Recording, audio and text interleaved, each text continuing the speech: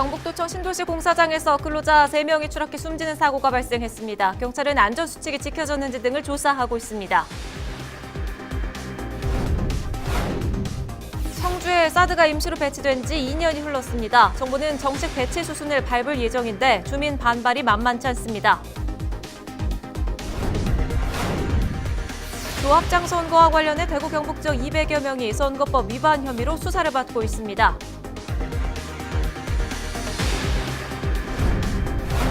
대한민국 축구종합센터 대상지로 1차 심사를 통과한 12개 지자체가 2차 심사에 참여했습니다.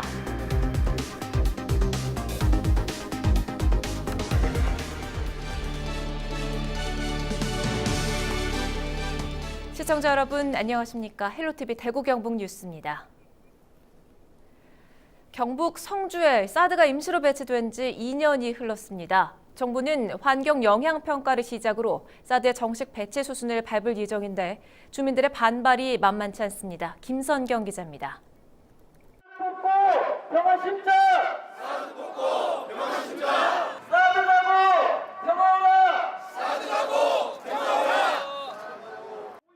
사드 철거를 주장하는 경북 성주 주민들이 피켓을 높이 들었습니다. 정부가 정식으로 사드 배치 수순을 밟기 시작하자 반발에 나선 겁니다. 주한미군은 지난달 21일 사드 기지 부지 70만 제곱미터의 사업 계획서를 우리 정부에 제출했습니다. 이곳 사드 기지 인근은 일반인들이 출입할 수 없도록 철저하게 통제되고 있는데요.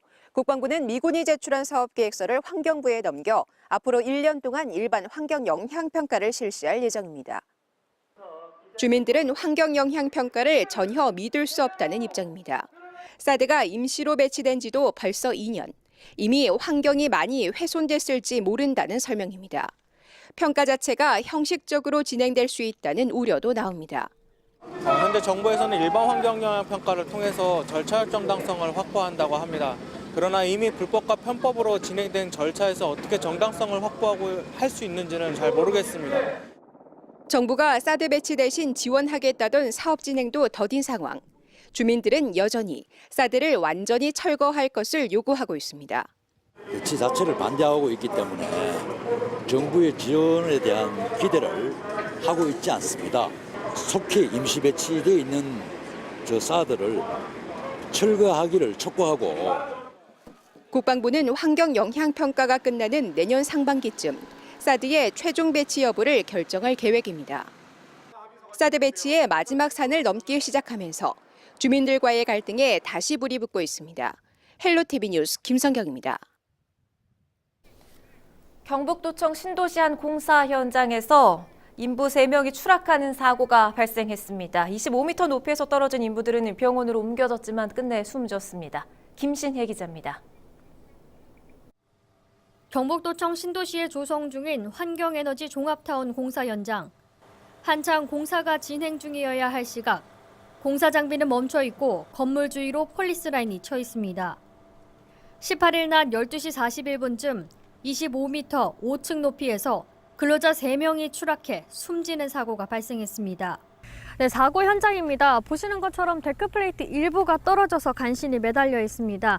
당시 함께 작업을 했던 인부는 당시 7명의 타설공들이 작업을 하고 있었는데 바닥이 갑자기 꺼졌다고 말했습니다. 아무 저 없이 그냥 내려가 버렸는데 뭐 흔들림도 없고 그냥 내려가 버렸어. 추락한 인부 3명은 하도급 업체 직원 50살 이모 씨와 안모 씨, 39살 김모 씨로 사고 직후 안동병원, 성소병원, 안동의료원으로 옮겨졌지만 모두 끝내 숨졌습니다. 또한 이들은 공사 현장에 온 첫날 사고를 당한 것으로 드러났습니다. 사고는 데크플레이트 위에 콘크리트 액체를 부어 굳히는 과정에서 발생했습니다. 지금 현재 상황을 조사를 해봐야 되겠지만 현재 상황으로는 데크플레이트를 고정하는 목재 부분이 같이 탈락되어 있는 것 같아서 그게 이제 탈락이 되면서 데크플레이트가 무너진 걸로 그렇게 보입니다. 사고 당시 인부들은 안전벨트를 하고 있지 않았고 현장에는 추락 방지망이 설치되어 있지 않았습니다.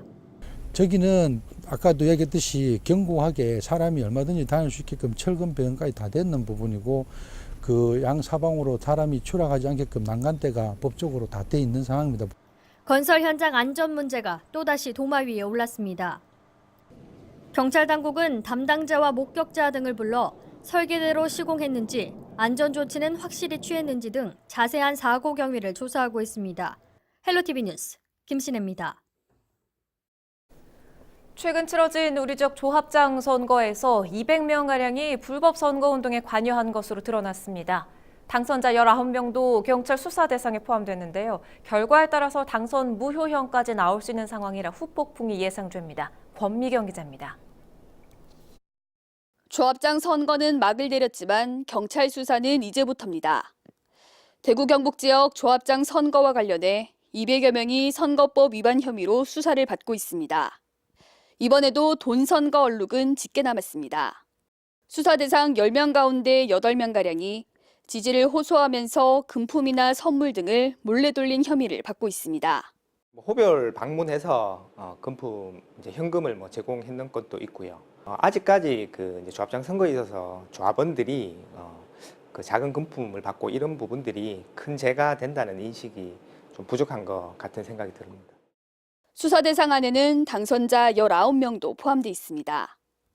경북 지역 당선자가 14명, 대구 지역 당선자가 5명입니다.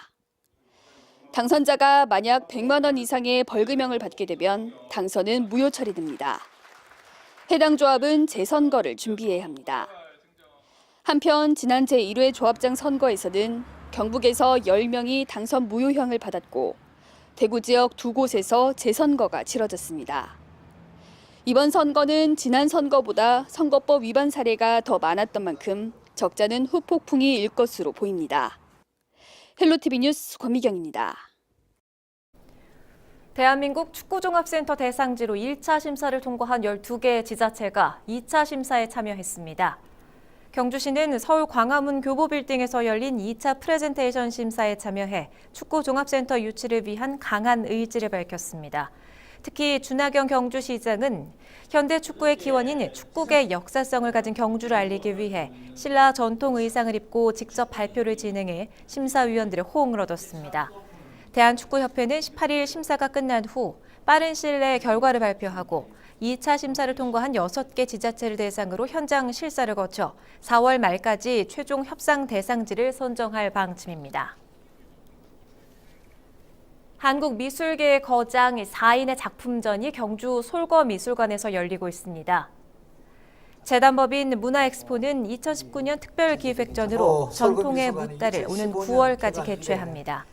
이번 전시는 수묵담체의 현대적 해석을 이끌어낸 박대성 화백과 특유의 화사한 색감으로 한국화의 영역을 넓혀온 이왈종, 파격과 일탈을 통해 동서양의 경계를 허문 고 황창배, 분청사기의 대가 윤광조 작가의 작품이 선보입니다. 이번에 초대된 네 분의 작가분들은요, 우리나라 화단에 등단하자마자 주목을 받으셨던 분들입니다.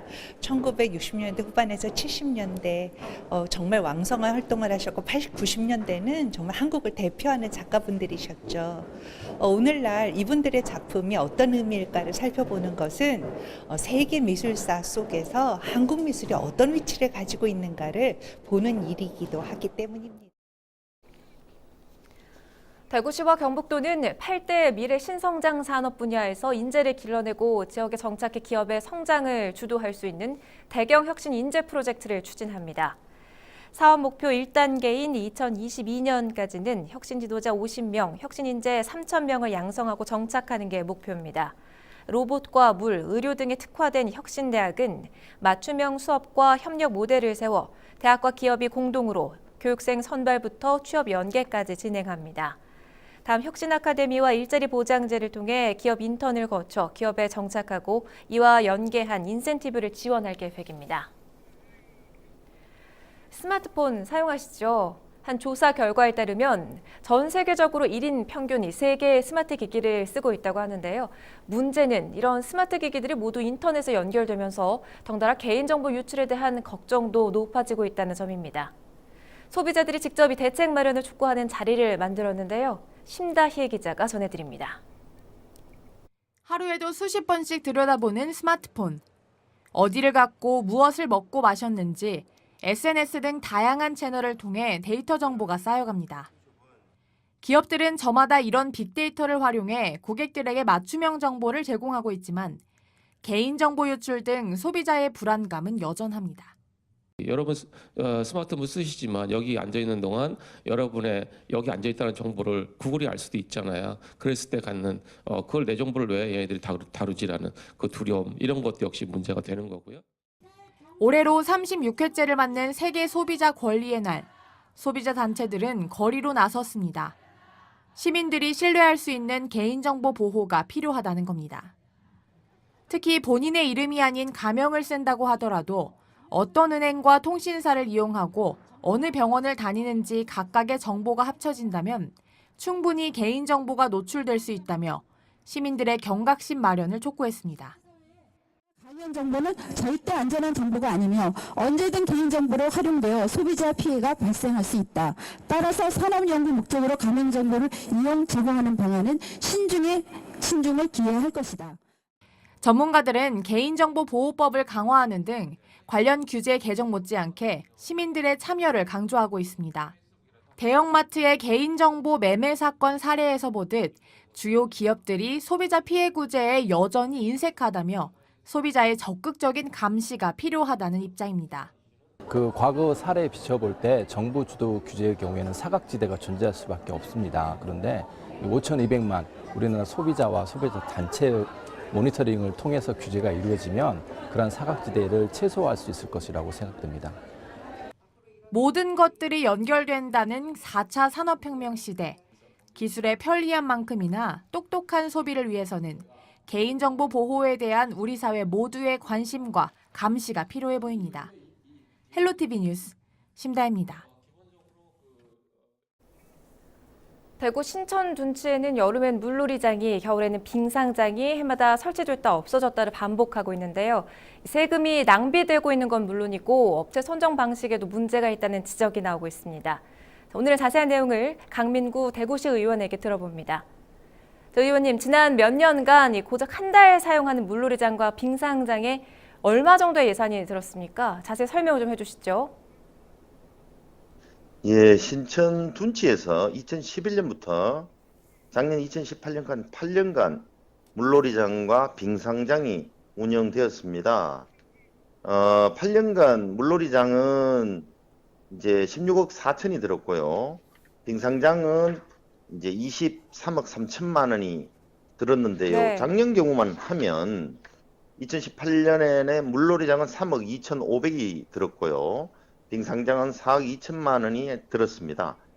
합계 8년간 합계 전체 금액을 합치면 물놀이장, 빙상장 합치면 39억 7천만 원이나 소요되었습니다. 40억이라는 어마어마한 세금이 들어간 건데 대구시 의회에서 있었던 시정 질문에서 특히 빙상장 업체 선정에 담합이 있었다 이런 의혹이 제기가 됐죠. 이건 어떤 내용입니까? 이게 좀 이상한 것은요. 물놀이장과 빙상장이 똑같이 대구시설공단에서 위탁 운영을 했습니다. 한데 물놀이장은 시설공단에서 직영을 했고요. 빙상장 같은 경우는 또다시 이제 전문업체에 위탁한다는 방식을 취했는데 여기에 문제가 있는 거죠.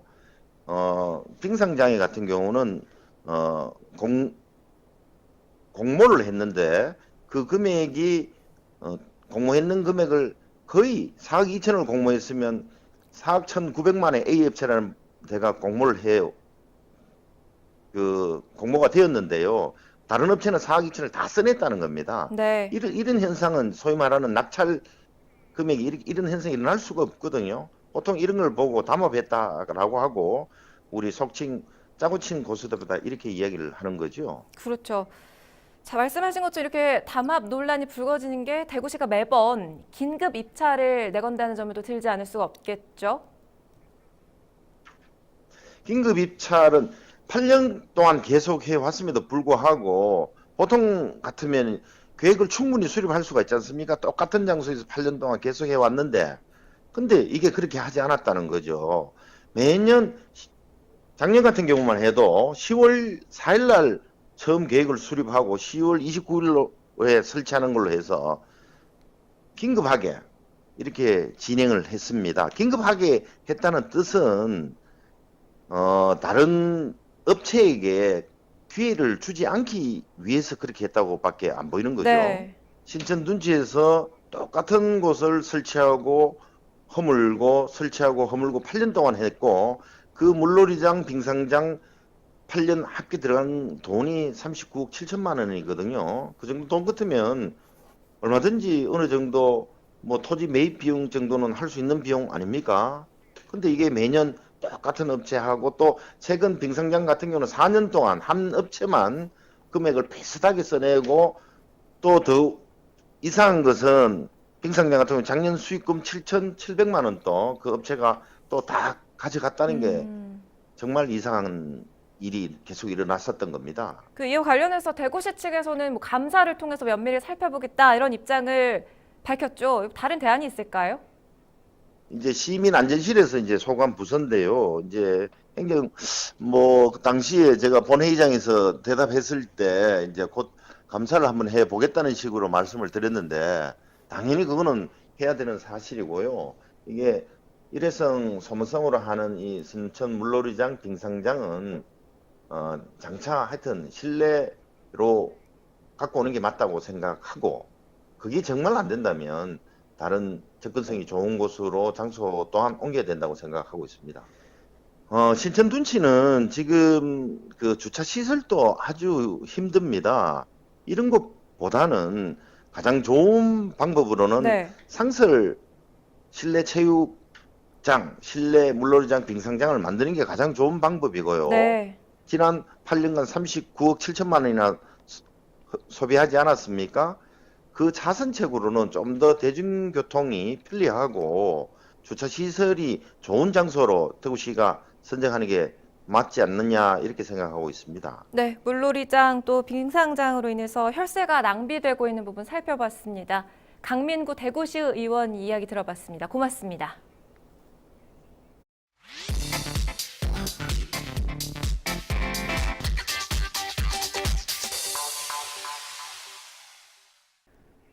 SNS를 통해 우리 지역 소식을 들여다보는 SNS 핫이슈 코너입니다.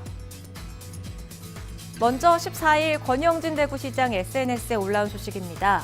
두류도서관 재개관 소식과 함께 이상희 전 대구시장이 도서관에 책 7만여 권을 기증했다는 소식을 전했습니다.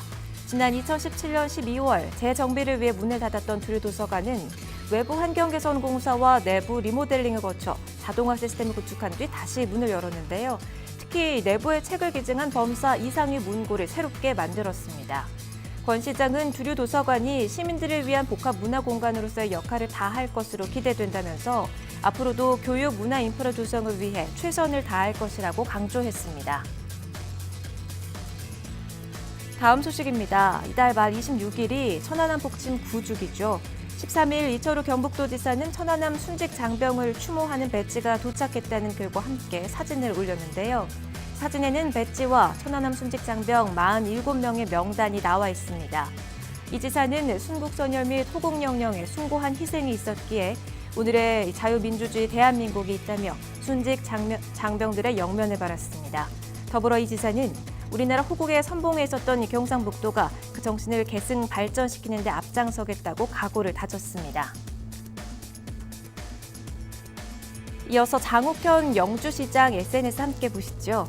14일 장 시장은 영주 농업의 승승장구를 기원한다는 말과 함께 조합장들에게 당선 축하의 메시지를 남겼습니다. 더불어 영주 사과 발전을 위한 토론회, 농업인 대학, 귀농 드림타운 입교식 사진 등을 올렸는데요. 장 시장은 농업인 2,880명이 영주시에서 운영한 새 농업인 교육 5개 과정에 참여하는 등 농업인 스스로 역량을 강화하며 분주한 봄을 맞이하고 있다면서 영주시도 지역 농업이 더 발전할 수 있도록 함께 힘을 모아나가겠다고 밝혔습니다. 마지막으로 임종식 경북교육감의 SNS 소식입니다. 14일 스탠딩 소통이란 제목으로 글이 올라왔는데요. 무슨 의미일까요? 바로 직원들과 서서 협의하고 결제하는 걸 말합니다. 임 교육감은 앉은 자리에 위치는 직위의 크기를 상징하고 상석과 하석의 구분은 권위 체계적인 공간을 상징한다면서 자리의 구분은 자신도 모르게 권위를 행사하는 자와 권위를 수용하는 자로 나뉘어지게 돼 진정한 소통이 어려워 집무실 풍경을 바꾸어 봤다고 했는데요. 진정한 권위는 자리가 아닌 소통을 통해 유지되고 행사되는 것이라는 임교육감의 생각이 행동으로 표출된 스탠딩 소통. 앞으로 직원뿐만이 아니라 학생, 학부모 등과도 끊임없이 소통하는 임교육감이 되길 기대해 봅니다. 지금까지 우리 지역 SNS 핫 이슈였습니다.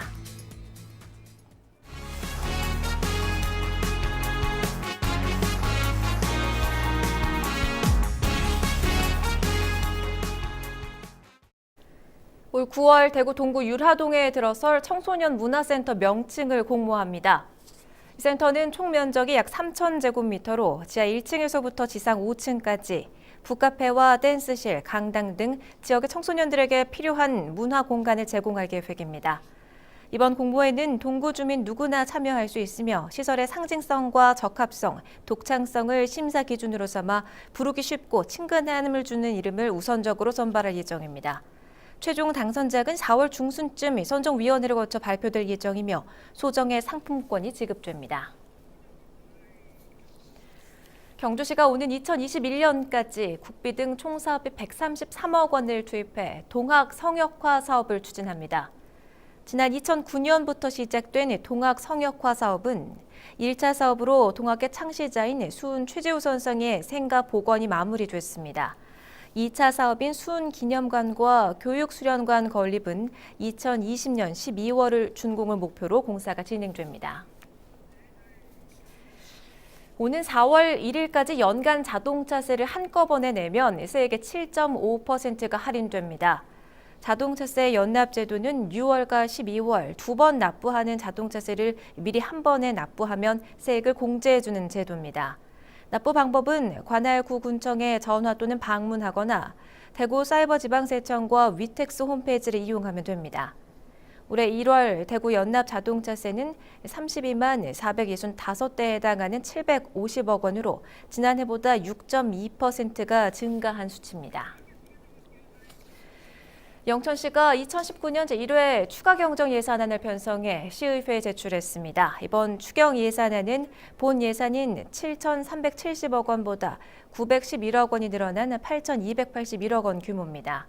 주요 사업은 농산물 도매시장 시설 현대화에 75억 원, 역사박물관 36억 6천만 원, 공영주차장 신규 설치 33억 원 등입니다. 경주시 농업기술센터가 2019년 농업대학 입학식을 개최했습니다. 올해 농업대학은 전문 한우인 양성을 위한 한우과정과 전통 발효식품, 신규 농업인과 예비 귀농인을 위한 귀농기촌 과정 등 3개 과정에 138명이 입학했습니다. 교육은 이론과 현장 실습을 병행한 맞춤식으로 진행되며 오는 11월까지 9개월간 주 1회 4시간씩 운영됩니다. 우리 지역의 이슈 콕 짚어봅니다. 헬로 이슈 토크. 우리 지역의 이슈를 콕 짚어드립니다. 헬로 이슈 토크를 시작합니다. 대구 서구에 이어 경북 청도에서 동물 화장장 건립을 두고 주민 반발이 거세게 일고 있습니다. 반려동물은 점점 늘고 있지만 화장시설은 부족해서 개선이 필요하다는 지적이 나오고 있는데요. 이 시간에는 경북대 겸임교수 김정모 법학 박사 또 천용길 뉴스민 기자와 함께 이 문제 자세히 짚어보겠습니다. 두 분 안녕하십니까? 반려동물 천만 시대의 필수 시설로 분류되는 이 동물 화장장 설치를 두고 대구를 비롯해서 지금 경북 청도에서도 논란이 계속 일고 있습니다. 주민 반발이 거센 청도 상황부터 먼저 좀 짚고 본격적으로 얘기 시작하겠습니다. 우리 청 기자님이 짚어주실까요? 네. 최근에 이 사업자 A 씨가 청도군에 동물 화장장 설치 허가를 신청했습니다. 네. 그 A 씨는 청도읍 운산리 농지에 동물 화장장을 건립하겠다 이렇게 신청했는데요. 네. 이 같은 사실이 알려지자 주민들이 주민 100여 명이 청도군청으로 몰려가서 이 설치 반대 항의 시위를 벌였습니다. 예. 주민들은 청도에 동물 화장장이 들어와서는 안 된다. 이 혐오 시설이 들어서게 되면 청도의 농업에도 악영향을 미칠 것이다. 이러면서 이 항의 시위를 벌였습니다. 예. 그런데 이 청도군청 입장에서는 입지가 설립 기준을 충족시킬 경우에는 예. 허가를 내주는데 크게 문제가 없다. 네. 이런 입장을 밝혔는데요. 건립 예정지에서 이 마을까지 거리가 300m 정도가 되는데 이 현행법을 아슬아슬하게 좀 비켜가기 때문에 네. 그 갈등이 앞으로도 좀 지속될 것으로 보입니다. 네, 지금 표현해 주신 대로 좀 네. 아슬아슬한 경우가 굉장히 많습니다. 대구의 첫 그 동물 화장장으로 관심을 모았던 서구 상리동의 경우도 네. 지금 주민 갈등을 불러일으키면서 이 논란의 중심에 서 있었는데요. 사실상 뭐 결국에는 무산으로 결정이 났었죠. 예, 맞습니다. 이번에 그 대구 서구에서 동물 화장장이 무산 결정된 배경에는 이 법 개정의 영향을 받았습니다. 네. 이 지난 12월에 정기국회에서 이 동물보호법 일부 개정 법률안이 원안 가결로 통과가 됐는데요. 네. 이 개정안을 보면 20호 이상인 인가의 밀집 지역 또는 학교, 그 밖에 공중의 집합시설 또는 뭐 이 장소로부터 300m 떨어진 곳에 이 동물 화장장 등을 설치할 수 없도록 하는 내용을 담고 있습니다. 네. 이 개정안이 통과가 되면서 대구 서구의 경우에는 이 인근 뭐 주민들의 집합 시설과 200m 정도 떨어져 있었기 때문에 네. 이 개정된 법률안에 따라서 이 동물 화장장이 무산되게 된 건데요. 네. 지금까지는 이 법안이 개정되기 전까지는 동물 장묘 시설에 대한 별도의 규정이 없어서 네. 이와 관련해서 주민들과 갈등을 많이 빚어왔습니다. 이 네. 대구 서구뿐만 아니라 경기도 고양, 용인, 수원, 인천 등 전국 각지에서 이 동물 장묘 시설로 인한 갈등을 빚어왔는데요. 네. 이 학교와 지나치게 가까운 곳에 또 설치하게 되는 문제, 네. 그리고 주민들이 밀집한 곳에 설치하는 문제 등으로 네. 갈등을 빚어왔는데 네. 이번에 기준이 좀 세워지긴 했지만 이 기준이 뭐 아슬아슬하게 근처에 가게 되면 예. 또 다른 반발이 불러오지 않을까 네. 이런 우려도 남아 있습니다. 네, 지금 법 통과하자마자 좀 바로 적용이 된 사례가 나왔습니다.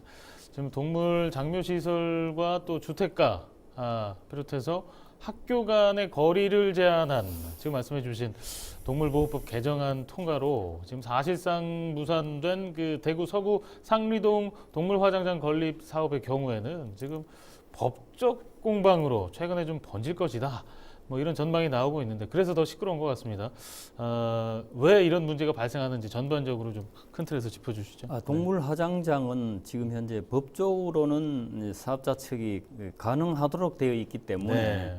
법적으로 하려고 또 행정관청에서는 주민들의 반대에 의해서 그걸 가급적이면 안 해주려고 차일피일 미루다 보니까 이런 예. 현상이 났는데 네. 이 사업자 측의 주장으로서는 대구 상리동 같은 경우에 그 업자가 서구청을 상대로 동물 화장장 간접 강제금 행정소송을 제기했습니다. 예. 간접 강제금이라 하면은 행정기관이 법적 절차를 이행하지 않았을 때 청구할 수 있는 일종의 이제 배상금인데 예. 민법상 강제 집행 수단입니다. 사업자 측에서는 지난해 8월 적법한 동물 장묘 시설을 반려할 수 없다는 대법원 판결이 나왔는데도 예. 서구청이 건축허가 신청에 따른 재처분을 하지 않아 가지고 토지 매입에 따른 비용 부담 네. 그리고 영업이익 창출 불가 이런 경제적인 손실을 입었다. 그래서 네. 3개월간 건축허가 지연에 따른 손해 3억 원, 네. 또 간접 강제금을 매일 300만 원을 내라고 예. 요구를 했습니다. 네. 그런데 이 법원에서는 최근 동물 화장장 사업자가 건축 허가를 촉구하며 관할구청을 서구청을 상대로 낸 간접 강제금 신청을 이제 기각을 했습니다. 법원에서는 네. 일단 간접 강제금 신청에 필요한 요건을 갖추지 못했다고 판단했는 거죠. 그렇군요. 아마 네. 또 업자 측에서는 계속 또 상고심 재판을 받아보겠죠. 서구청에서는 도시계획위원회 2차 심의를 열어가지고 동물 화장장 허가는 환경성 검토와 교통영향을 문제로 재심의 결론을 내렸습니다. 네. 그래서 앞으로 이 문제는 사업자 측과 서구청, 구청 간에 계속적인 법적인 공방으로 계속 진행될 것 같습니다. 네, 지금 소송으로 이어졌기 때문에 당분간 좀 결과가 어떻게 나올지 지켜봐야 될 것 같습니다. 그리고 오는 25일부터 동물 장묘업의 입지를 규정한 동물보호법 개정안이 시행되면서 지금 뭐 우후죽순처럼 늘어나던 동물 화장장 설치에 제동이 걸릴 것으로 전망이 되고 있는데요. 그렇다면 좀 어떤 것들이 달라지고 어떤 영향이 있을지 한 번 더 짚어주실까요? 네, 그 앞서서 잠깐 말씀을 드렸는데요. 네. 이 공공시설 그리고 가구가 밀집한 지역의 경우에는 20호 이상 집이 밀집한 지역에는 네. 300m 이내에는 동물 화장장을 지을 수 없도록 네. 이 법이 개정이 됐습니다. 예. 근데 이 동물보호법상 이 반려동물의 사체는 화장을 하고 건조를 해서 처리하도록 하고 있습니다.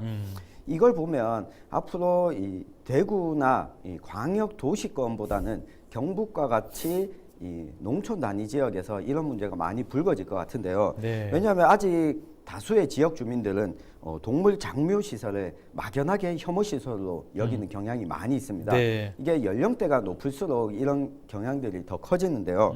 이 때문에 주민들과 갈등을 피할 수 없게 돼 있는데 경북 지역의 경우에는 공공시설과 이 동물 화장장 설치 지역이 300m라는 기준에서는 벗어날 수 있지만 이 농지와는 또 거리가 생각보다 가까울 수 있기 때문에 이런 주민들의 우려의 목소리가 아직까지 남아 있는 것 같습니다. 네. 현행법상으로는 동물 장묘 시설이 이 허가제가 아니라 등록제이기 때문에 요건만 갖추면 지자체에서는 신청을 규제할 수 있는 방법이 없다는 점 때문에 네. 주민들의 민원을 또 다 들어줄 수는 없는 상황도 있습니다. 예, 예. 이런 상황이기 때문에 이 단순히 등록제가 아니라 주민들과 협의를 통한 이 동물 화장장을 설치할 수 있도록 하는 좀 규제에 대한 정비 부분도 지금 남아 있는 과제로 보여집니다. 네, 그래요. 좀 애매한 부분이 많습니다. 아까 얘기해 주실 때 아슬아슬하다라고 네. 했는데요. 곳곳에서 아슬아슬한 상황들이 연출이 되고 있습니다. 이게 허가제냐 등록제냐 이것도 엄청 차이가 나잖아요. 등록만 하면 다 되는 건데 왜 안 해주냐 이 사업자 측에서는 그럴 수 있고 주민들은 반대의 목소리를 높이고 있는데 혹시 뭐 두 분은 어떻게 뭐 반려동물을 좀 키우십니까? 어떻습니까? 네, 키워본 경험은 있는데 네. 지금은 키우고 있지는 않습니다. 키우지는 않아요. 예. 좋아는 하시는데 네. 저도 좋아는 하는데 저도 어떠세요? 이제 시골에 살 때 예천이나 네. 또 외갓집 있는 영주에 살 때는 개를 많이 키우고 네. 했는데 지금 도시 생활하면서 개를 키울 수가 없죠. 네. 그럼에도 불구하고 지금 반려동물 천만 시대라고 할 만큼 지금 동물을 키우는 사람이 굉장히 많이 늘었습니다. 우리나라도 이제 뭐 동물 화장장에 대한 사회적 합의가 좀 필요한 시점에 도달했다는 게 이 전문가들의 의견인데요. 말씀해 주신 대로 현행 법률에서는 동물 사체는 지금 어떻게 처리해야 되는지 이 부분에 대한 논쟁도 굉장히 많거든요. 현행법상은 어떻게 처리해야 되는지부터 해서 좀 큰 틀에서 설명해 주시죠. 네. 지금 이제 반려동물 이제 우리가 반려동물을 했는데 반려는 원래 그 짝이라고 사람한테 갖다 붙이는 건데 지금 동물한테 반려를 붙입니다만 네, 그만큼 이제 친근하게 같이 산다는 얘기죠. 네. 그런데 현재 그 이제 개를 키우는 가정이 이 통계마다 다릅니다만 네. 10집 중에 2집 정도 또는 4분의 1까지 된다는 네. 그런 이제 조사가 있는데 예. 어쨌든 뭐 한 8,900마리 또 1,000만 가까이 된다는 건데 작년도에 반려동물이 개의 사체 발생 양이 68만 8천 마리라고 그래요? 농림축산부서 이제 네. 추산을 했죠. 예. 실제로는 이거보다 더 될 거로 보이는데 그래서 지금 현재 이 계속 개를 키워서 죽음 버리는 이 계속 늘어나고 있어요. 근데 이제 폐기물의 무단 투기 및 소각 매립을 금지하고 있는 폐기물 관리법이라고 있는데 네. 이제 개가 죽으면 바로 여기에 해당된다고. 폐기물로. 네, 그렇죠? 폐기물로. 네. 그래서 폐기물은 쓰레기 봉투에 넣어가지고 버려야 된다 이렇게 되어 있거든요. 네. 그래서 이제 그 개 애호가들은 이제 길에서 개가 죽었으면 관청에 신고한단 말이에요. 네, 동물 애호가들은 네, 맞아요. 그 폐기물 봉투에 넣어서 버리세요라고 이제 그 공무원이 말했다고 네. 온라인 상에 그 뭐 이제 분노의 표시도 하고 하는데 네. 현재 대부분은 이제 불법 매립되고 있는 현실입니다. 네. 그냥 산에 갖다 끌어 묻어요. 원래 불법인 그렇게 하면 안 된단 말이에요. 폐기물이니까. 네. 그 다음에 그 중에서도 가장 또 개를 사랑하는 사람들은 불법으로 화장을 해요. 화장수 앞에 말씀하신 대로 너무 화장장이 작으니까 작으니까 불법으로 화장을 해주는 곳에 가서 맡겨가지고 그렇게 하고 있거든요. 그래서 이제 반려동물 이 개 키우는 것이 거의 지금 현재 불법적으로 많이 하고 있다 이런 현실입니다. 네, 그래요. 지금 뭐 강아지 비롯해서 이 지금 반려동물 처리에 있어서 좀 애매한 부분이 많이 있습니다. 지금 불법이라는 표현을 계속 쓰셨는데 불법 매립 또 불법 화장 얘기를 해주셨는데 이게 법이 아무리 그렇다 해도 지금 가족처럼 키우던 말씀해주신 대로 반려동물인데 쓰레기 봉투에 버리는 건 좀 내켜하지 않는 분들이 굉장히 많습니다. 이 방법 외에는 지금 현재 시점에서 다른 방법은 없습니까? 어떻습니까? 네, 그 2016년에 동물보호법 시행규칙이 개정되면서 정식으로 등록된 이 동물 화장장에서 화장을 할 수 있도록 화장해서 건조할 수 있도록 이 법이 바뀌었습니다. 그렇군요. 예, 네. 그런데 이 동물 장묘 등록업체가 현재 2019년 3월 기준으로 33곳밖에 없습니다. 그렇군요. 네, 전체 반려동물 숫자에 비하면 이 턱없이 부족한 수치인데요. 이 때문에 이 대다수의 동물 사체가 불법으로 처리되고 있는 상황입니다. 그래서 이 한 언론에 따르면 이 정도 규모면 하루에 이 서너 건에서 10건 정도만 처리가 가능한데 1년 중에 15% 정도밖에 처리를 못한다고 합니다. 이걸 보면 이 동물 화장장을 도입하고자 하는 이 업자들도 한편으로 보면 이 반려동물 애호가들의 이 수요에 따라서 이 동물 화장장 업체가 늘어날 수밖에 없는 상황인데요. 이 숨진 반려동물을 전부 화장하려면 이 동물 화장장의 숫자상으로는 얼마 정도가 더 늘어야 하나 적어도 이 우리 지역 단위별로 한두 개씩은 더 늘어나야 한다고 보고 있거든요. 네, 동물 화장장이 늘어날 수밖에 없는 상황도 존재하고 이에 대한 주민들과 갈등을 빚는 상황도 존재하기 때문에 요 부분에 대해서 좀 법적인 제도 마련이 좀 반드시 좀 필요해 보입니다. 네, 그래요. 현실을 어떻게 보면 이제 법과 제도가 못 따라가고 있는 상황을 저희가 많이 보는데 이번 경우도 그러지 않나라는 생각입니다. 동물 장묘 시설의 수요가 지금 말씀해 주신 대로 급증하고 있지만 각 지역별로 동물 장묘 시설 설치 허가를 둘러싸고 우리 지역의 경우처럼 민간 업체와 또 지역 주민 간의 분쟁이 끊이지 않고 있어서 이 문제 해결이 좀 시급해 보입니다. 그 배경에는 지금 동물 애호가들은 장묘 시설을 그 추모 시설로 여겨야 한다는 그런 견해지만 주민들 입장에서는 그렇게 썩 달가워하지 않는 그런 모양새입니다. 기피 시설로 좀 인식을 하고 있거든요. 인식 차이가 이렇게 크기 때문에 이게 이견도 좀 좁혀지지 않는 것 같은데 두 분 생각은 어떻습니까? 말씀해 주셨으니까 좀 이어서 어떻게 생각하세요? 일단 추모 시설을 주장하고 있는 입장에서 말씀을 좀 드리면요. 동물협회 쪽에서는 이 화장장의 경우에 반려동물이 급속하게 증가하고 있기 때문에 이 화장장을 짓는 거는 어쩔 수 없다. 그리고 이 동물 애호가들을 위한 편의시설이다. 이렇게 좀 봐주길 바라고 있습니다. 이 동물 화장장을 설치하는 과정도 환경부 등의 좀 엄격한 심사를 거쳐서 설치하게 되어 있기 때문에 이 주민들이 우려하는 냄새나 분진 등의 우려는 발생하지 않을 것이다. 이렇게 말하고 있습니다.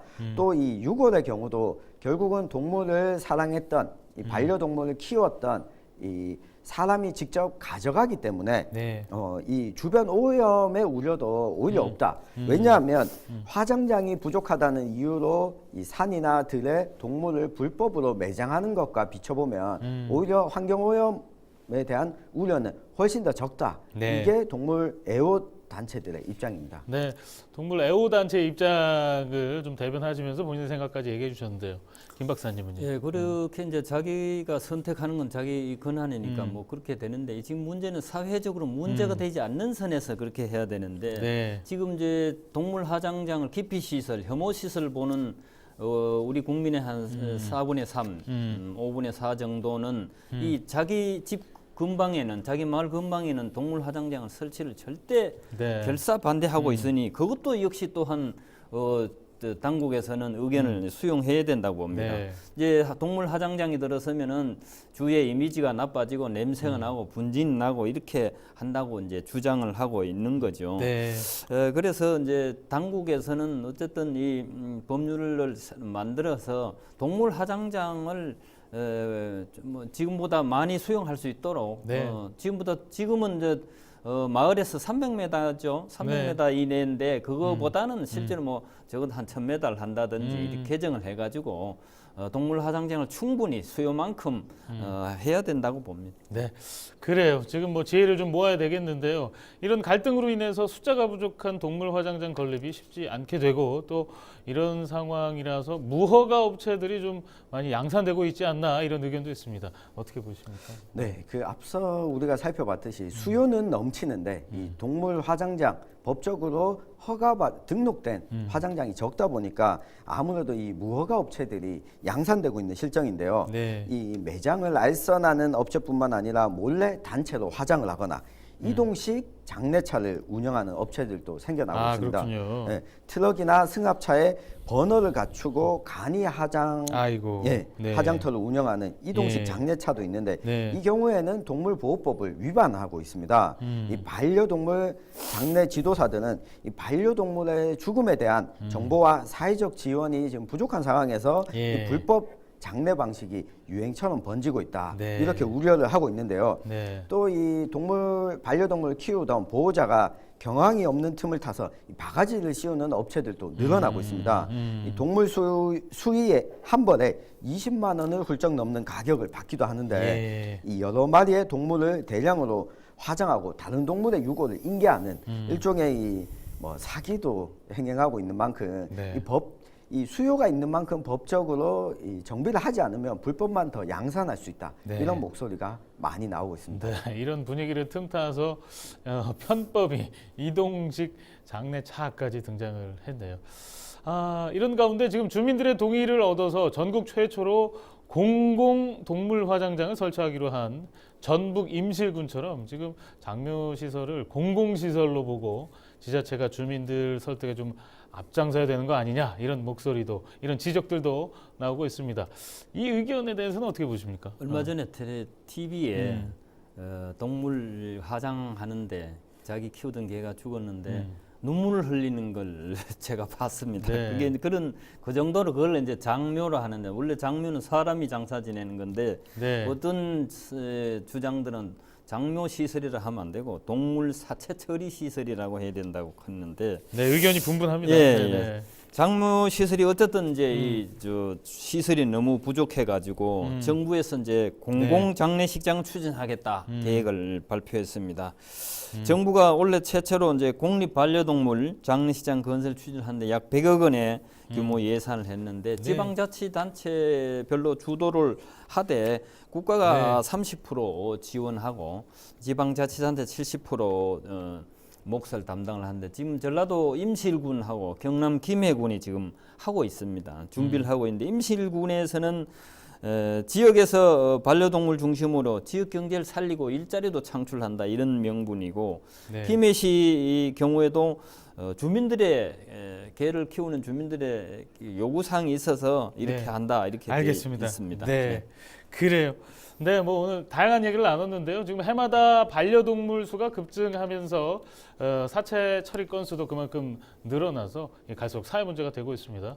동물 장묘 시설의 난립을 막고 또 주민들의 반발을 최소화하기 위해서 이 공공 동물 화장장에 대해 이 공론화가 좀 진행됐으면 하는 그런 바람도 가져봅니다. 오늘 두 분 자리해 주셔서 고맙습니다.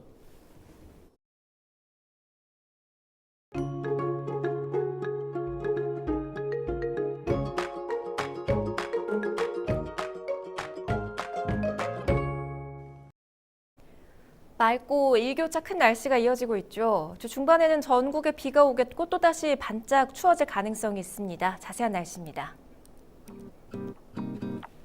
일교차 큰 날씨가 이어지고 있습니다. 아침에는 춥지만 한낮에 활동하기에는 두꺼운 옷이 불편하게 느껴지죠. 아침 기온이 1도, 한낮에는 20도까지 기온이 치솟겠습니다. 전국적으로 대기질은 보통 수준으로 미세먼지 걱정도 잠시 내려놓으셔도 좋겠습니다. 다만 대기가 많이 메말라 있습니다. 동쪽을 중심으로 건조특보가 발효 중에 있으니까요. 화재 사고에 유의하셔야겠습니다. 이번 한 주도 전체적으로 일교차 큰 날씨를 보이겠습니다. 수요일과 목요일 사이 전국적으로 비 소식이 들어있는데요. 비는 대기의 건조함을 달래주기는 하겠지만 다시 반짝 추위를 몰고 올 가능성이 있습니다. 계절이 바뀌는 이 시기가 사실상 감기 걸리기 가장 쉽습니다. 몸에 좋은 음식들 많이 챙겨 드시면서 건강 잘 지키시길 바랍니다.